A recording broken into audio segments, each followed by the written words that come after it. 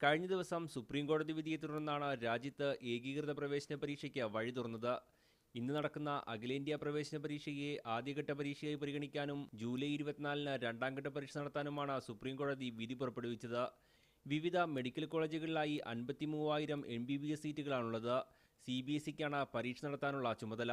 ഈ വർഷം പരീക്ഷ നടത്തരുതെന്നായിരുന്നു കേന്ദ്രത്തിന്റെ നിലപാട്. പരീക്ഷ നടത്താനാണ് കോടതിയുടെ തീരുമാനമെങ്കിൽ 2 ഘട്ടമായി നടത്തുന്നതിനു പകരം ജൂലൈ 24-ന് ഒറ്റഘട്ടമായി നടത്താൻ അനുവദിക്കണമെന്നും കേന്ദ്രം ആവശ്യപ്പെട്ടിരുന്നു. എന്നാൽ കോടതി കേന്ദ്രത്തിന്റെ വാദം അംഗീകരിച്ചില്ല. ഇന്ന് നടക്കുന്ന പരീക്ഷയ്ക്ക് അപേക്ഷിക്കാനാകാത്തവർക്ക് ജൂലൈ 24 നടക്കുന്ന രണ്ടാമത്തെ നീറ്റ് പരീക്ഷ എഴുതാൻ അവസരമൊരുക്കിയിട്ടുണ്ട്. വ്യത്യസ്ത ചോദ്യക്കടലാസുകൾ ഉപയോഗിച്ച് നടത്തുന്ന പരീക്ഷകളിലെ മാർക്കുകൾ ഏകീകരിച്ചുകൊണ്ടാകും റാങ്ക് നിശ്ചയിക്കുക.